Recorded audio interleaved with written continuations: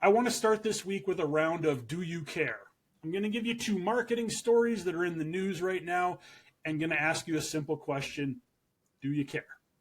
Question number one, story number one. Google is notifying advertisers that they're soon going to be pausing low activity keywords.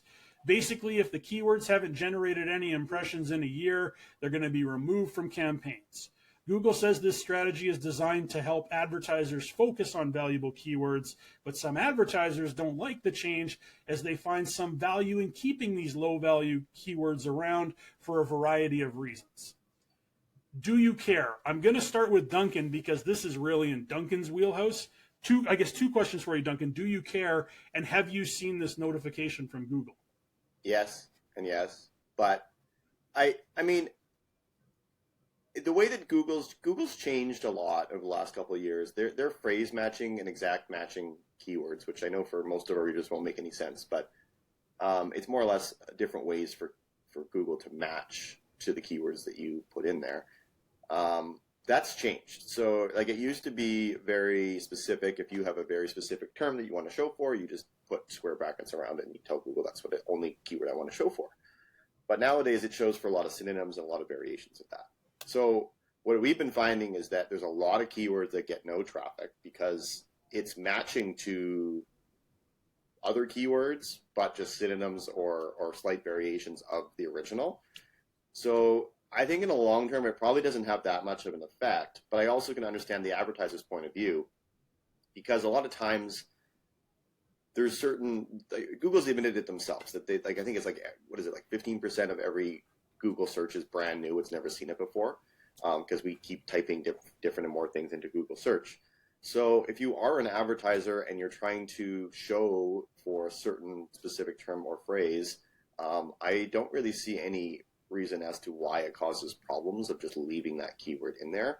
I don't understand why Google does it, but I imagine it's maybe a computing power thing. Like it's constantly trying to match for keywords that never exist, and it's just a waste of resources is my guess. I don't know. I don't think it's going to have much of an impact on performance. It almost just seems like an unnecessary task to get rid of the keywords, but if it is really what I think it is, it's like a database thing, then I guess Google's allowed to make that choice and that decision. Yeah. Ian, how about you? Something you really care about or not really? I know you and I aren't really in the advertising realm like Duncan is. Yeah. No, I think Duncan brings up a great point. I mean, as you mentioned, Brian, it's keywords that haven't seen any impressions whatsoever in 13 months. But as Duncan mentioned, it can have a knock-on effect to, synonyms and things like that. So I think the impact, as Duncan just said, I think the impact will be minimal, but at the same time, it will have a small impact on particular advertisers. So for that reason, it's kind of, My answer is whatever Duncan says. So I'm going with him. Story number two. This was kind of interesting because I don't even know if you guys would know about this. I know, Duncan lives in the social realm, advertising realm. I live more in the social realm, and Ian manages the circus from a day-to-day standpoint. Instagram is moving on from a feature that many people didn't even know existed.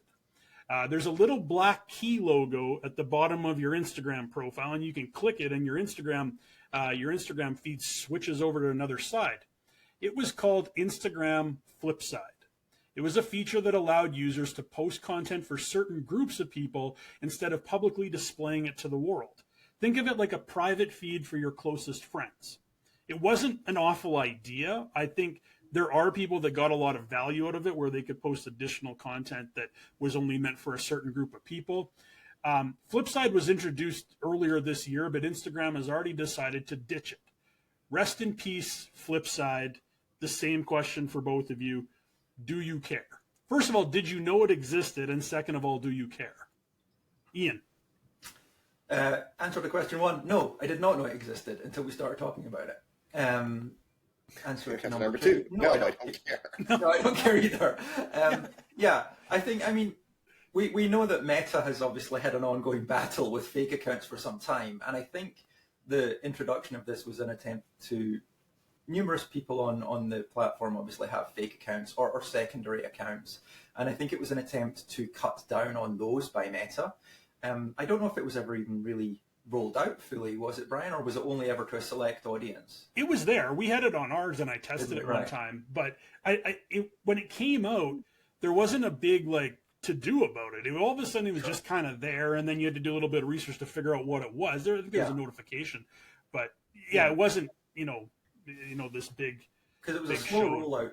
Yeah, slow rollout from February, I believe, or late January, early February, and I feel like it may have been of interest to people who are influencers, who want to have that degree of privacy, but I don't know if it would have had a huge impact on a huge number of other people using the platform. And for that reason, that might have been why they decided to pull the plug after just 3 or 4 months. They realized that it hasn't actually done much to change the number of fake accounts on Instagram.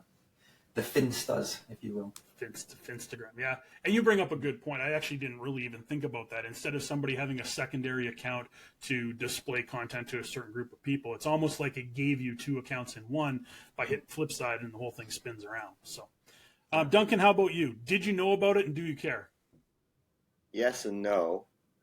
I knew about it. Instagram has always had the ability to create close groups. So like with your stories, you can have a close group and you can show certain photos over to a certain group and not to others, to the public. So your close friends see certain stories that other people won't. And I think Flipside was sort of the attempt to make that for a more of a feed. Like you would have pictures on this Flipside that people could go and look at, but only people that you selected. I don't know. Part of me thinks it was a test to see if there's a use case for it on Instagram. But then the other part of me thinks that it was just, they already kind of had something like it. So the question kind of became in my head, is this like their attempt at an OnlyFans-like thing, to be honest, versus just try to compete with that market in some way, or building out a framework that would eventually allow them to, maybe there's people could charge to see the flip side or whatever it may be, because a lot of influencers would like something like that. But the fact that they got rid of it quickly after making no announcement that it was even there in the first place, it almost just seems like it was some sort of half-assed attempt to, I don't know. It seemed very odd. It did not seem like they promoted it very well. I was a little confused by it. It kind of reminded me a bit of Threads, like it just kind of arrived and then, hey, use this. I don't know. It doesn't seem like that team is really on the ball when it comes to promoting and building up hype for their own upcoming product launches. I don't know. I'm confused.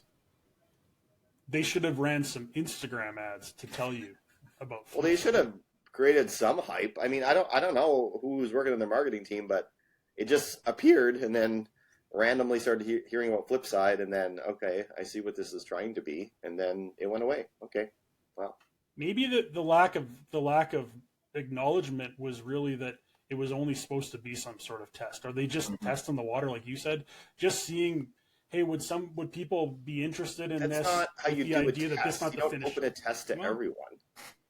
They can do whatever they want. Yeah, it was a slow but like if you wanted to do a test, you'd pick a market and then you test it, you build up hype. I mean, that's how Facebook started. It was just Ivy League schools that's what Facebook was, and then everyone heard about it from their friends who had Ivy League friends, and then they wanted to be a part of it, and then it slowly opened its way up. The exclusivity is what drives demand a lot of the times if the product is good. But if you open it up to everyone right off the get-go, then it's not going to work. Just as we mentioned last week or a couple weeks ago about how TikTok's testing their version of Instagram in only a couple countries, right? That's how they're choosing to do it. So I don't know. For me, I don't really care. I kind of saw why they brought it out in the first place, but it wasn't something that was really on my radar. And when I go and speak or talk to clients, not once did anybody ask me what it was, even though it was sitting there. This black key was sitting there. So I'm okay with Flipside going away. Goodbye, Flipside. Thank you for your short time here and for contributing very little to the Instagram experience for most people. I know there were some people that heavily used it. Rest in peace.